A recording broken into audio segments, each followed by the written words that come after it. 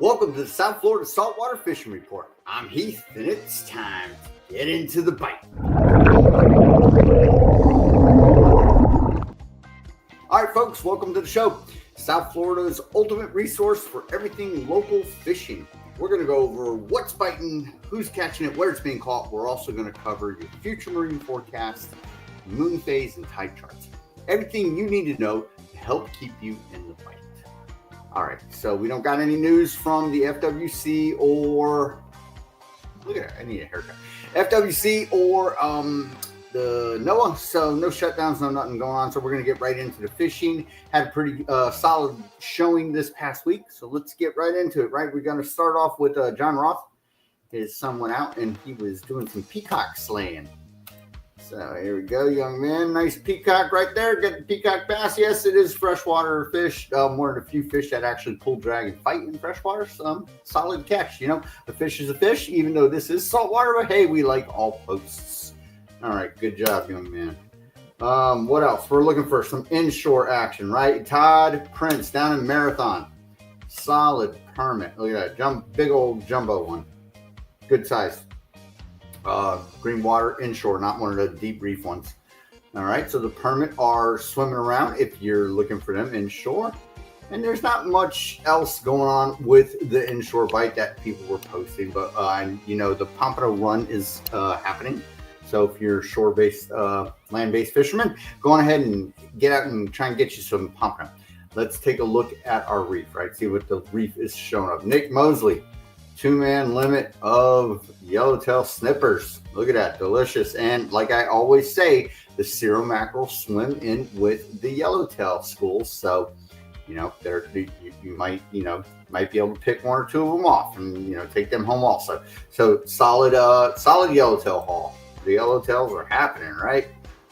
Here we go. Gary Darling, not too much. He said enough for dinner. And yes, they are pretty. So more yellowtails, of course. It looked like a great yellowtail weekend.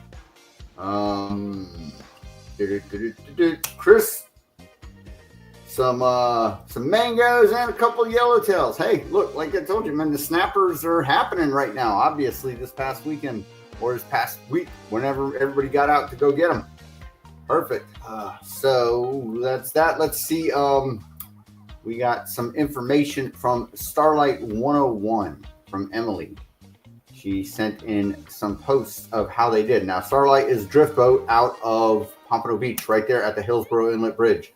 They were on fire with the cobia this week. Here's one of two that she sent the picture in for. Great stuff. I mean, it's always good when you're on a drift boat and get a cobia. And I actually had a couple of cobias. So the cobia are swimming around. I'll show you another one. Another young man got one. This is still the Starlight 101, as you see in the background here. That's the drift boat. So they were on the cobia. And then she sent in this stud of a mangrove snapper. Look at this, 23-inch mangrove snapper. That's giant. That's full-grown snapper. So the snapper are in effect, right? Cobia are swimming around. Obviously, it's spring. They are kind of a tricky catch to find and target specifically, but yes, you can run into them. So, and then, like I said, there was another young man. Here we go. This is Michael. Another cobia.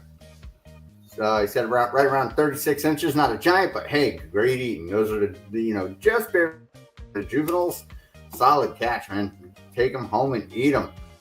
We got this is Lori. Sending in the red grouper. Not too long from now, we'll be able to keep them. That'll be great. Hey, Pedro, how you doing? Yes, they've been catching cobia from, yeah, I've seen them caught from the pier. So that's great stuff. Yeah, yes. Too bad I wasn't able to get out. Now the fan's going to turn back on. All righty. Yes, thanks for the info, Pedro. Back to it. Let's see what else we got on the reef, right? So deep reef fishing, right? Neil Link, palmbeachcharters.net, out of Palm Beach. If you're looking for a charter captain at that area, hit him up, palmbeachcharters.net. If you can't get in touch with him, get in touch with me. Look at this nice kingfish and a little grunster. Perfect. You know, he'll take you out and get a couple of different species, have some fun out on a boat with the captain that's knowledgeable of the area. Good to go. What else on our reef, right? We got Richard. Richard gotten back out on it and doing some population control on the little bonito. Hey, Matt, how you doing? Thanks for showing up.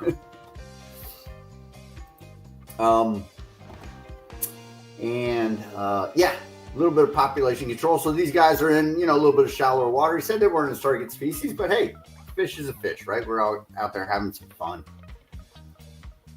Alrighty, what else? Pedro says that he ain't making it for the thumbnail this week. He's been working. Sounds like fun. I feel your pain. All right, so we got, you know, great reef bites, cobia, snapper, grouper showing up. And, you know, as we're going to head offshore, right? Pardon me. We're going to start to see the other stuff. So let's go to the deep reef, right? We got, this is Jeep Family for Life. Nice wahoo he got right there. And he also made another post of this. I'll show you it here in a minute. Wahoo on the boat, right? And then he got over here a solid king. Look at this thing. Man, that's Jumbo King right there. Fire up the smoker. Yeah, yes, it is painful. Chloe, hi. All right. Everybody's joining the crowd and saying hi today. It's awesome. Thanks, guys, for showing up. Big old kingfish, right? Great deep reef stuff. Wahoo. He had a great day out there. King, what did Jeep Family for Life say? King, over 40 inch, maybe like 45. His ruler only goes to 40. Out of Key Largo. What else did he say? Wahoo, over 40. Another. So he gave a little bit more information in his in the post that he actually made directly on the Facebook page. So let me show you. Here we go. This is Jim, 4J's Charter. Nice blackfin tuna out there, putting the customers some smiles on their face, making them happy, getting them in. So yes, the big jumbo tuna are going to start ready to get coming in, right? So them along with the mahi. John Setting, the Colonel's son of Tavernier. He said they were drifting, doing some jigging, and these dolphins swam up to the boat. They had out live ballyhoo, and they threw out white bucktail jigs. They ended up getting them, and yeah, got lucky. Got to bring some schoolies home and a couple of mangroves. Nice catches. And Mike caught 6 on the upper end flippers last Friday. No gaffers, weed lines between 160 and 220. Also, so that's where I've seen them. I've seen them being found. There, somebody found them on. I'll show you that post. They found them in a weed patch, giant weed patch out 500 to 600 feet. These ones he caught 160 to 220. The ones that we just saw here, I saw John's conversation. He said he caught these in around $170. That's where they were jigging. Tuna, everything. So everything, you know, we're heading from spring into summer. The water is, you know, still a little windy here. We're going to get a front tomorrow. The weather, you know, will start to agree with us more often than not in the coming days. So let's check this out. All right, so here we go. This is that wahoo again. Very nice catch. All right. Now let's take a look at, he's also got that kingfish, man. That's a stud kingfish. Look at that thing. Giant. All right. Very good. So let's see what he said. Jeep Family for Life. So he caught a little weehoo before, and now he's finally got like a solid, an acceptable fish to knock off his bucket list, right? Finally a good one. Key Largos, 200 feet-ish. And then the monster kingfish, he says he doesn't carry a scale, so he doesn't know the weight, but you can judge, you know, the wahoo is, 20 plus, and the kingfish is definitely, definitely 40. So big fish, big fish. Here we go. So this is Gadiel. with the in about 500 to 600 feet. Oh my goodness! I saw several reports of yeah. thick weed lines, so you know the dolphin are Come on, starting to show up, folks. please. So Got it, get out there and get some mahi action. baby. Go on. And that's great stuff. I'm glad to see they're showing up in full force. Thought I had another post in here to show them. I guess not. This is Sean from last week. Nice king. The kings, a little over 35 inches. So kingfish, everything's showing up, right, folks? We're having great sessions. Here we go. Jose Rodriguez. That's what I was looking for, man. A little bit of mixture of everything, right? Some yellowtails, grunt, and a nice, nice sized dolphin with a couple of schoolies going on. So the dolphin are showing up, folks. It's about that time, finally. All right. So that's our fishing report, right? We got a little bit of everything going on. And of course, the main thing, the fish that made trolling and fishing famous, the dolphin, are going to start showing up in full force. Also, those big, fat female tuna, they're going to be out there. You can jig for them, throw out pilchards, send them down to the bottom. They're going to come and gobble them up, and you'll go home with a bunch of them. The wahoo showed up on the full moon, right before, a little bit after. So that's what we got going on. Today was good weather. Tomorrow we're going to have a front pass through. It won't get very cool, but it will be one of the last fronts. And then it's going to get windy as the weekend, as Friday. So let's start talking weather, shall we, folks? Even though I just told you what's going to happen. Let's go through it bit by bit. We're going to look at windy first, and then we'll do a couple other things. Now, if you are new to the channel, all of these websites that we use are in the description. The links are in the description. Windy is cool. And again, they're just, so the accuracy can sometimes be,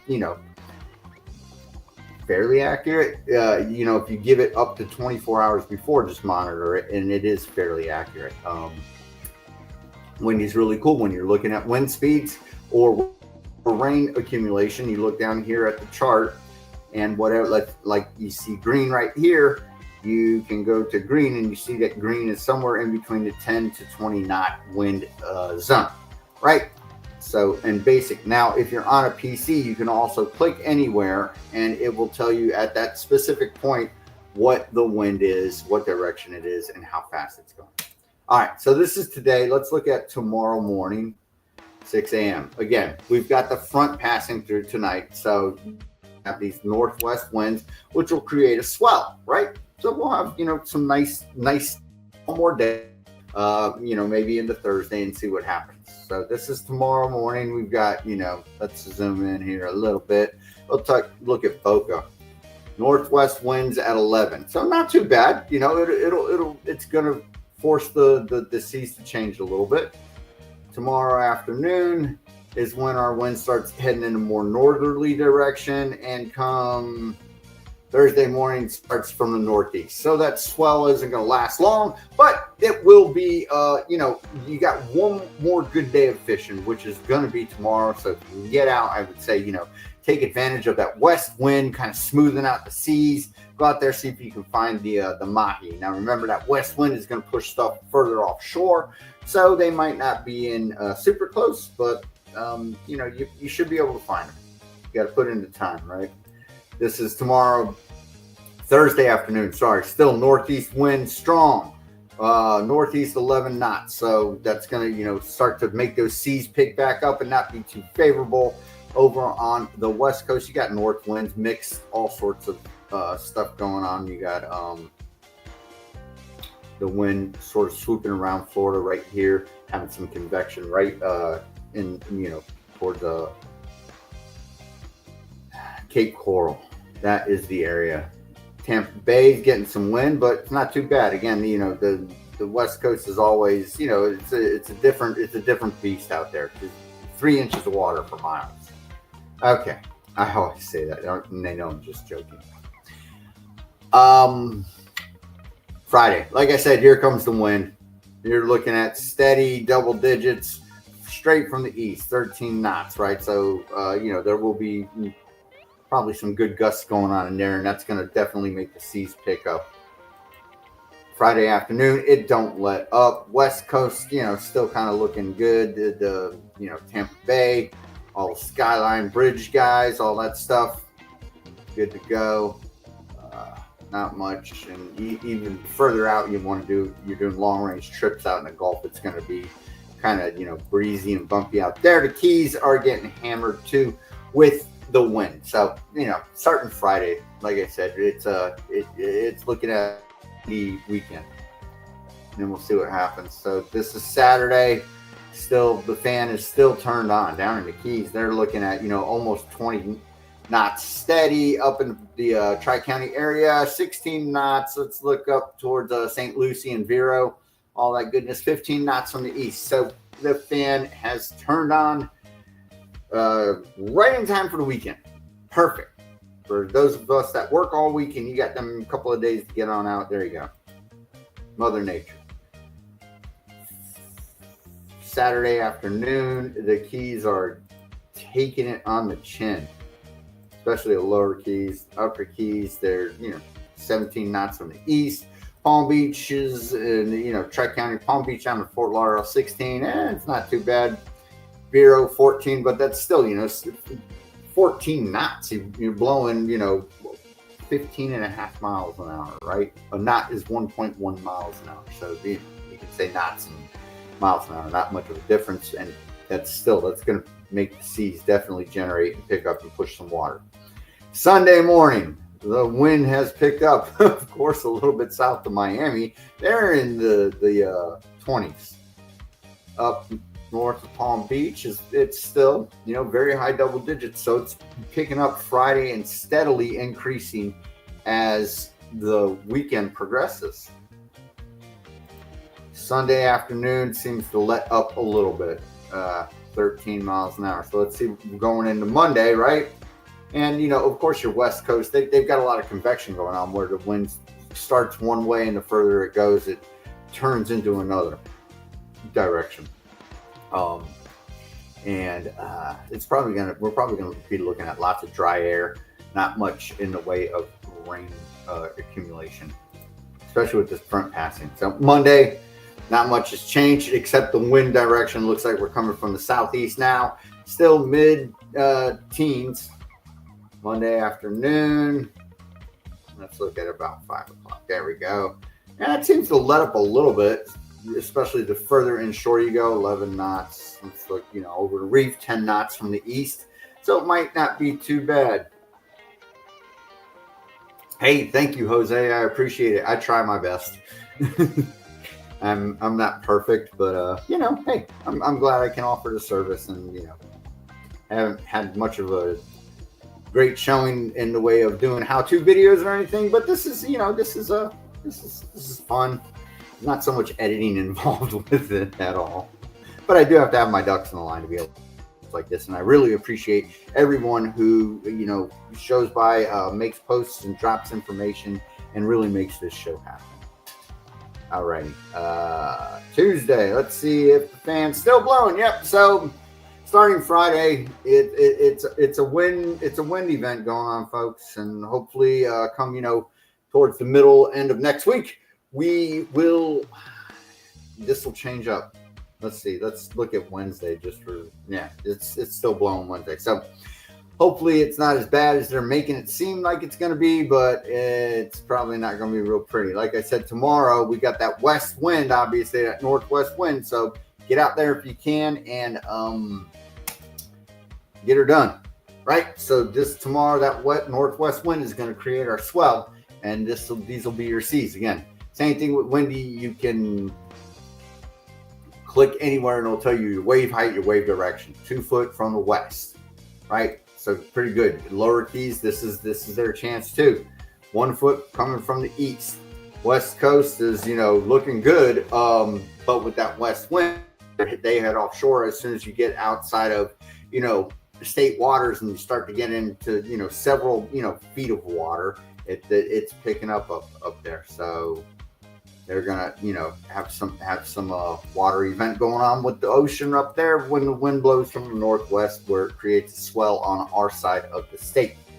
All right, tomorrow afternoon, here comes the swell, and the push with all this wind is going to start picking up on Thursday. There it is. So there's our swell that is formed with that west wind, 3 foot from the north, period of 5 seconds. So that's what we're looking at. The Keys are still in the clear come Thursday morning. They're sitting pretty good seas. Everglades National Park, you know, in the 4 inches of water for all those skinny water fishermen guys, redfish, snook, baby tarpons, all that goodness. Maybe bonefish are down here. Thursday afternoon, still from the north, 3 foot, 5 seconds. So it's going to start to pick up. And then, like I said, so tomorrow is going to be your day when you got that wind blowing from the west. It'll lay those seas down. Get out there and do it if you can. If not, take this weekend to make sure your boat's ready for the up and coming season. You know, pull it out. Make sure your live well's working. Make sure your steering cables aren't all gummed up and your throttle and all that goodness. Friday, right? So here we go. We're looking at 4 foot at 4 seconds. So our period with this wind coming, it's going to shorten the period and it's going to make the waves, you know, big. So Friday afternoon, again, and the Keys are starting to get hammered. West Coast is going to have it very nice with the lighter shade you see over here. Down here in our color-coded chart, the lighter the shade, the smaller the waves. The darker the shade and turning it into purples and pinks is when you get some really, you know, really gnarly seas out there. Saturday, again, straight from the east, we're looking at 5 foot seas is what they're predicting at a 5 second period. So it's going to start to get very sporty.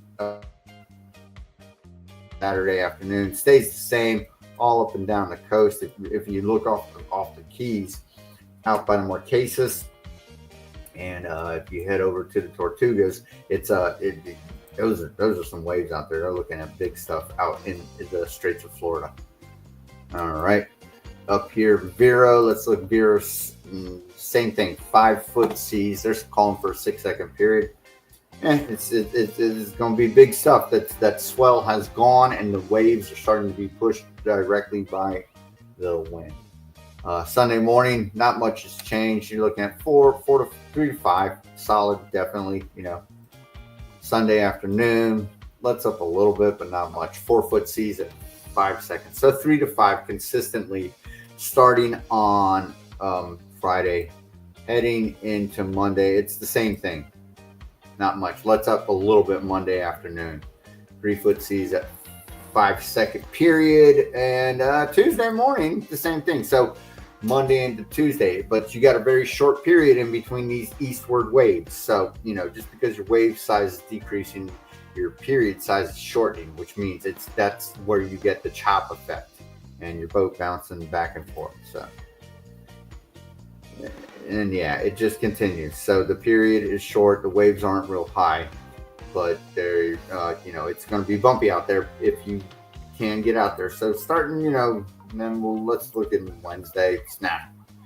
All that wind's going to hang out. So like I said, hopefully as the week progresses, this forecast changes and we start to get, you know, a little bit of a let up in the weather. Let's look at our rain. Like I said, tomorrow, pardon me, later tonight, tomorrow, there is the front pushing here with the northwest wind. It's going to be dry, not much of anything, maybe a few clouds.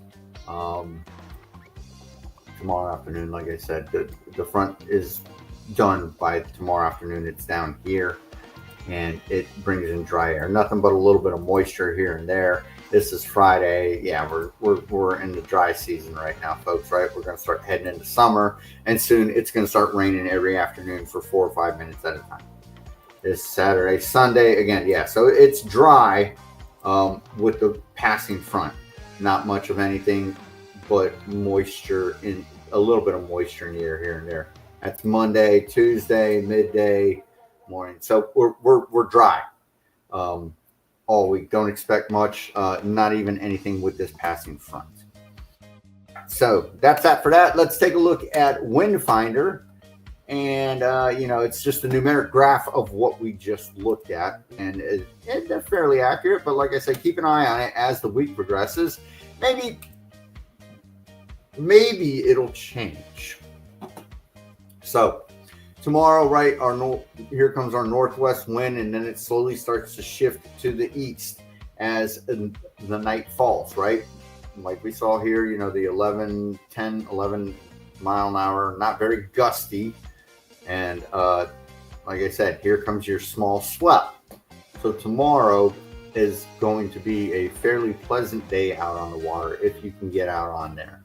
And then starting Thursday is when it's going to pick up. So you see tomorrow you got 1 to 2 foot seas at an 8-second period.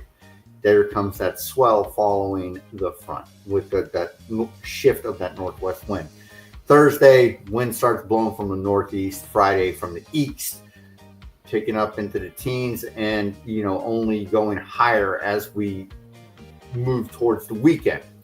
Our waves start to come from the north, and then they shift to the east on Friday. So in our period will start to shorten as those waves turn easterly from 6 seconds down to 5 seconds.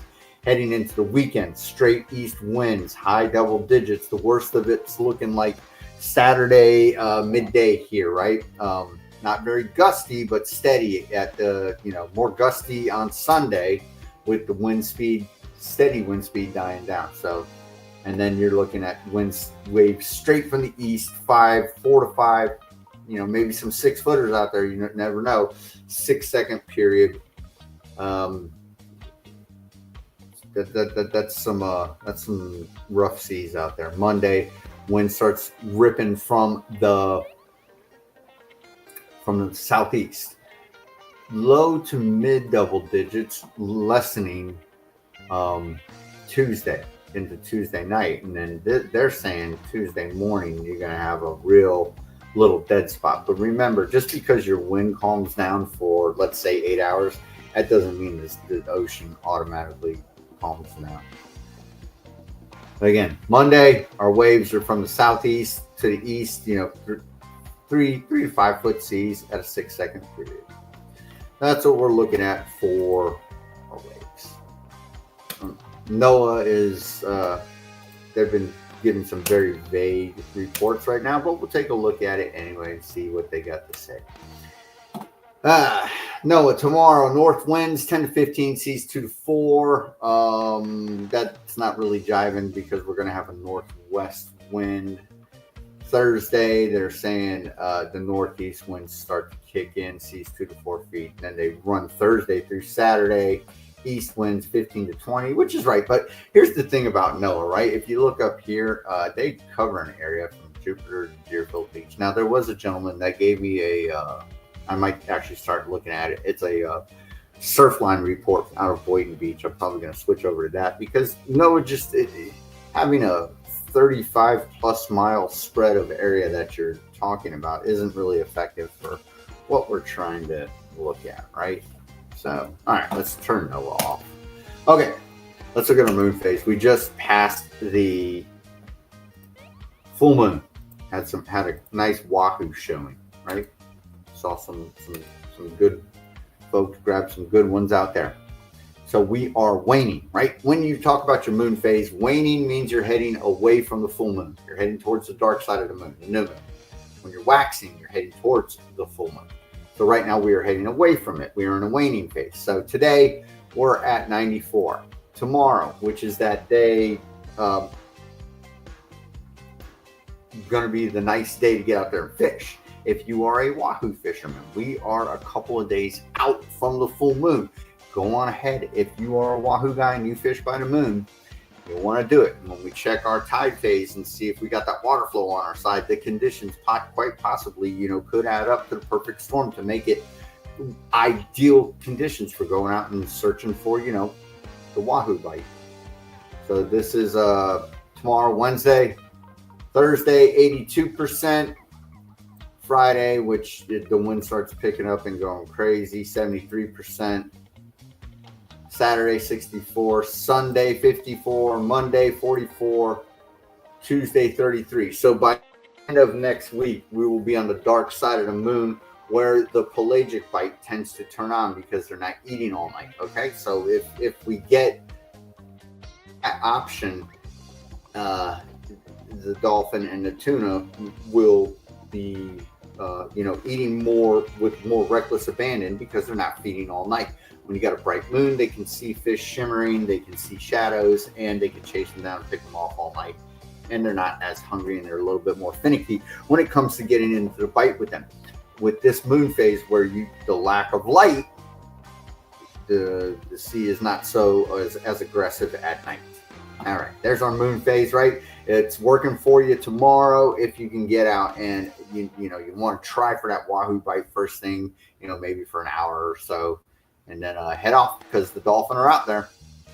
Let's look at our tide charts and see if tide charts are going to be on everybody's side. They don't look like it right now. All right, tides. Here we go. So when we're talking about tides, right, and you want to fish these inlets, you need the outgoing tide.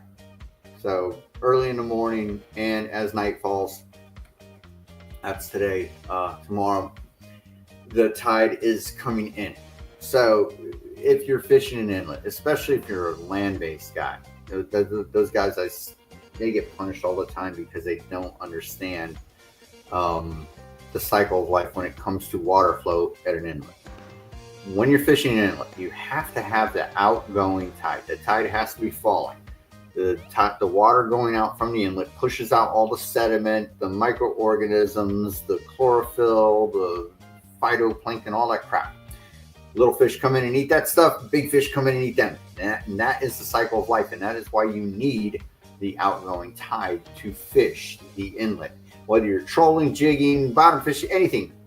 And it's, like I said, especially for fishermen, the guys who are land-based, you gotta understand this concept. And it's not only that, it's time of day too. Remember, the fish bite is better in the morning and better in the afternoon as the sun's going down. If you've got an outgoing tide in the middle of the day, the bite is going to be real slow. So that is how that works. All right, so tomorrow, don't bother fishing the water flow. Go find something else to do. Find structure, this or that. Look for the wahoo over the deep reefs. Same thing going into the weekend, Friday, Saturday, Sunday. So come early next week, and like I said, hopefully the weather will change. We will have that outgoing tide as the sun's coming up, and you will also have it as in the afternoon as we approach the magic hour. So that's our tide charts, right, folks? All right, there we go. Perfect. So that about does it for all of our goodness this week. Before we head out, however, if you are in the market for some fishing gear, not some fishing gear, some fishing apparel, you're looking for one of them cool UPF 50 shirts, go on ahead and check out our sponsor, WindRider. The link is in the description. You can get you a South Florida saltwater fishing shirt. You can get one with a hoodie. It's got the logo on it. You're supporting the brand. I'm not making much money off these things, a few pennies on every shirt that they sell. Regardless of the monetary thing going on, I just like to see people wearing the shirts and sending in their pictures with it. They're great shirts, right? They keep you cool in the summer. They keep you warm in the winter. If you get them soaked, you get them wet, they dry quick. Also, they're really stain resistant. I've told this story a bunch, man. I got bloodied up by a dolphin, brought it home, a little bit of spray and wash, and it looked like it was. You can get them. They've got just the hoodies. You can get the logo on the front, on the back. They got several different colors. You can get them without the hoodie, just like a regular long sleeve shirt. Again, customizations. It's not too limited, but you got to work with what you got. Colors, a wide range of colors and everything. So whether you're looking at it from a price-based range, you're looking at the prices down here going, damn, those shirts are fairly expensive. Oh, it's all the same. It's all relative, no matter what brand you buy it from. I've been with WindRider for a few years now, and they are a solid company, very reputable. They have a ton of other stuff too, not just these shirts. So if you like brands like Hook or Pelagic or whatever you got out there, it's the same shirt, it's the same stuff. They're all more than likely made from the same third-party manufacturer, and then they get it and do the process. They go through the process where they put their own logos and stuff on it. So that's how we go. All right. That's that. Shameless self-promotion. And before we head out, folks, if you are on Facebook, right, I urge you, I ask you, beg you, go join South Florida Saltwater Fishing Report. It looks like this when you find it. It looks like this, minus the date, right? Of course, I can never find. There we go.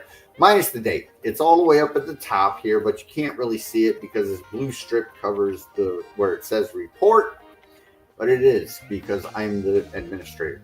Anyway, we have just over 2,100 members, and these are all real people because you have to ask.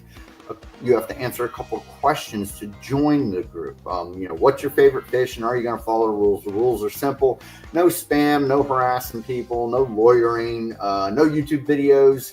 You can promote your YouTube video, of course, and I'm all for that. And, you know, especially charter captains, you know, they're getting on board. You know, we got 4J's Charters consistently posting. We got PalmBeachCharters.net, Neil Link. We also got Emily from Starlink. You know, it's great to have these the business owners chiming in, helping out. And what happens is with this report is this is what drives this weekly live stream show, and we can tell people what they can expect for the coming week, you know, to be fishing for, and they can plan their trips. All right, folks. That about does it for this one, right? Sorry, the wind is not going to be again. Like I said, hopefully, you know, come middle next week, things will change. Maybe, you never know, maybe the forecast will lighten up and seem a little bit less dramatic as the week progresses. Again, always keep your options open, right? And follow the forecast, right? It's Tuesday. Come Friday, Windy and WindFinder and all, and they could be saying something completely different. So just take that for what it's worth, and also, you know, use your live sources, your beach cams, your inlet cams to tell you what's really going on out there. All right, folks. Till next Tuesday, South Florida saltwater fishing, going wherever the cool wind takes us.